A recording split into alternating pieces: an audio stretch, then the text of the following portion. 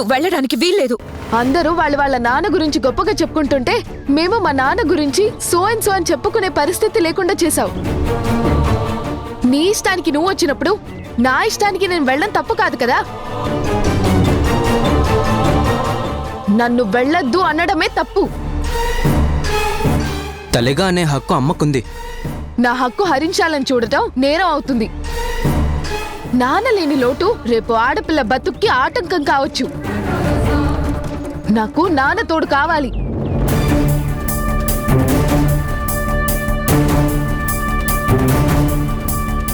నేను వెళ్ళనివ్వను.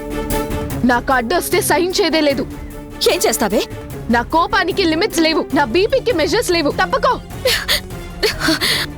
నన్ను దాటి ఒక్కడుగు కూడా వేయనివ్వను. ఒకటి కాదు 100 అడుగులు ముందుకు వేస్తా. తప్పకో.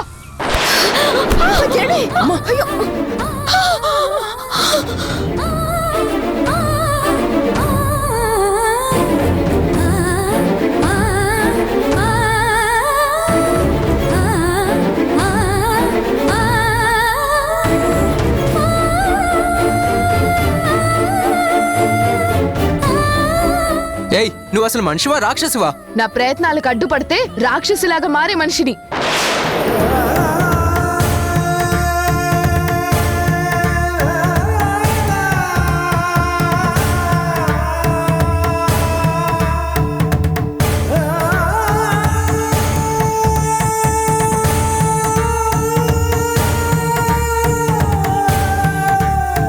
నా కూతురు దూరం అయిపోతుందేమో అని భయపడ్డాను, బాధపడ్డాను.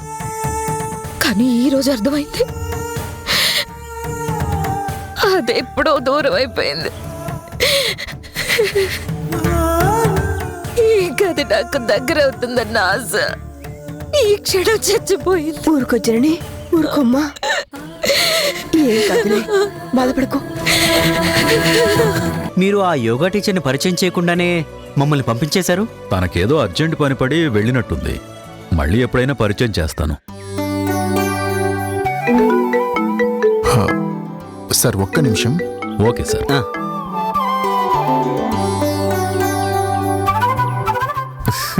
సార్, ఎమ్మెల్యే గారు మీరేమనుకోకపోతే ఆ యోగా టీచర్ గారి కాంటాక్ట్ నెంబర్ ఇవ్వగలరా? ఇందులో అనుకోవడానికి ఏముంది? మీలాంటి వాళ్ళ పరిచయం వల్ల తనకి మేలే జరుగుతుంది కదా. ఆ ఫోన్ ఇటీవయ్యా.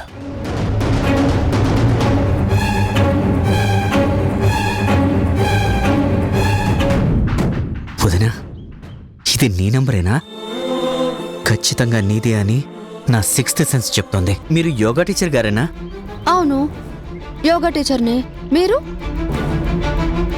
వదిన వయసులో లేదే. పేషెంట్ నండి. ఎమ్మెల్యే గారు నా విషయంలో మిమ్మల్ని రిఫర్ చేశారు. ఓ, ఎమ్మెల్యే గారా? ఆ విషయం ముందే చెప్తే ఇంత డిస్కషన్ ఉండేది కాదు కదా. ఎప్పుడొచ్చి జాయిన్ అవుతారు? యోగా టీచర్ ఎవరనేది డైరెక్ట్గా కలిస్తే గానీ ఒక క్లారిఫికేషన్ రాదు. మీరు అడ్రస్ చెప్పగలరా? ఈ నంబర్కి లొకేషన్ షేర్ చేయమంటారా? షూర్, నేనే నేరుగా వచ్చి మిమ్మల్ని కలుస్తాను. ఓకే, పంపిస్తానులేండి. థ్యాంక్ యూ అండి. అక్క, హ్యాపీ న్యూస్. ఇప్పుడే యోగా నేర్చుకోవడానికి ఎమ్మెల్యే గారు చెప్పారని నీ దగ్గర అడ్మిషన్ కావాలని అడిగారు. ఏమన్నా? ఏమంటా? రమ్మన్నాను. లొకేషన్ షేర్ చేస్తా అన్నాను. చేయమంటావా? నీ ఉత్సాహం నీదే కానీ అవతల వాళ్ళ పరిస్థితి గురించి పట్టించుకోవా? ఇవాళ నాకు క్లాస్ తీసుకునే మూడ్ లేదు. క్లాసెస్ తీసుకోకపోతే ఏమైంది? కలిసి ఫీజు వగేరా మాట్లాడొచ్చు కదా. కదా కదా. అయినా మనసు బాగోలేదని వస్తున్న పని వదులుకుంటామా? నాతో పాటు గుడికి పద, మనసు అదే కుదుట పడుతుంది. గుడికి వెళ్లే దారిలో అతన్ని కలవచ్చు కూడా. గుడి దగ్గర లొకేషన్ పంపించవే. ఓకే. అమ్మా, ఏంటమ్మా నువ్వు కూడా? లొకేషన్ పంపేశా. పద పద. అసలే ఎమ్మెల్యే క్యాండిడేట్, ఫీజు వసూలు బాగా చేయొచ్చు.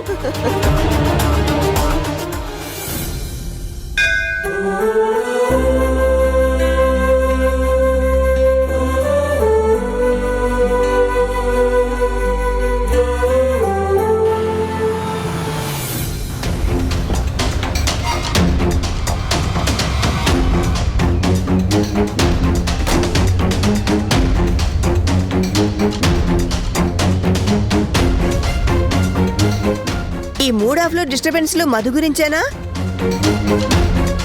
తెలిసి ఎందుకు అడగడం అమ్మా?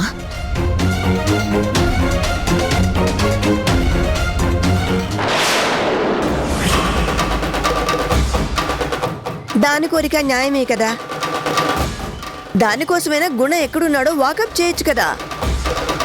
సమస్యకి పరిష్కారం దొరుకుతుంది, మనము ప్రశాంతంగా ఉండొచ్చు కదా. మా ఏం మాట్లాడుతున్నావు నువ్వు?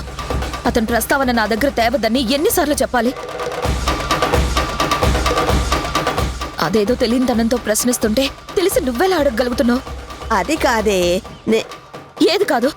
భార్యగా కలిసి బ్రతికినంత కాలం ఎంత బాధపడింది, ఎన్నిసార్లు మనసు ముక్కలైంది మర్చిపోయావా? భార్యగా ఎదురు చూశాను, గర్భవతిగా నలిగిపోయాను, పిల్లల తల్లిగా బాధపడ్డాను. ఏ చిన్న విషయంలోనైనా సహకారం ఉందా? కనీసం సానుభూతైనా చూపించాడా? ఎదురు చూపులు, కన్నీళ్లు, గుండె ఆవిరైపోయింది కదా. భార్య స్థానానికి చిన్న గౌరవమైనా ఇచ్చాడా? అతని స్థానంలో నువ్వు ఉండి ఆలోచించావా? 1,00,000 సార్లు సర్దుకుపోయానమ్మా. ప్రేమున్న వాళ్ల తీరు వేరుగా ఉంటుంది. పురాణాల నుంచి ఇవాల్టి వరకు మహానుభావులని చెప్పబడేవాళ్లు భార్యల్ని నిర్లక్ష్యం చేశారు. రావణాసురుడి చెరలో ఉన్న సీత రాముడి కోసం నిరీక్షించింది. కానీ చివరికి నిర్దాక్షిణ్యంగా గర్భిణి అని కూడా చూడకుండా ఆమె బ్రతుకుని అరణ్య పాలు చేశాడు. లవకుశలు తల్లి తరపున నిలబడి పోరాడారు. కానీ మధు నన్ను వదిలేసింది. శివుడు అర్ధ శరీరం పార్వతి అంటారు, కానీ ఆయన తనని పుట్టింటికి పంపాడు.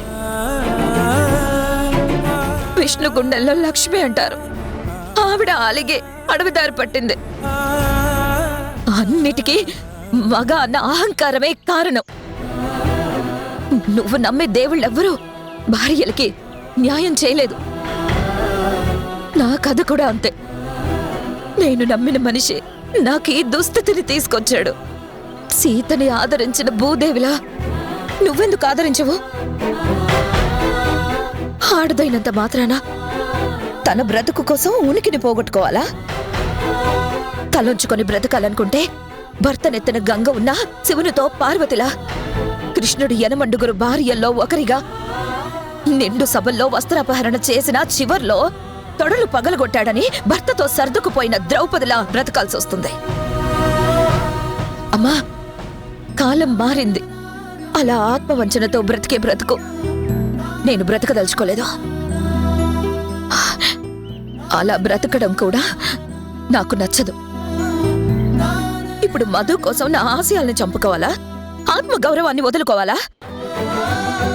ప్రాణం అనుకున్న పిల్లల కోసం వాళ్ళ కోరిక తీర్చడం కూడా న్యాయమే కదా.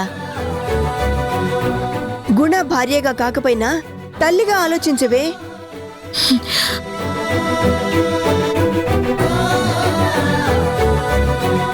అలా అయినా ఆ కథల్లో చివరికి భర్తలే వెతుక్కుంటూ వెళ్లారు, కానీ భార్యలు కాదని గుర్తుంచుకోమా.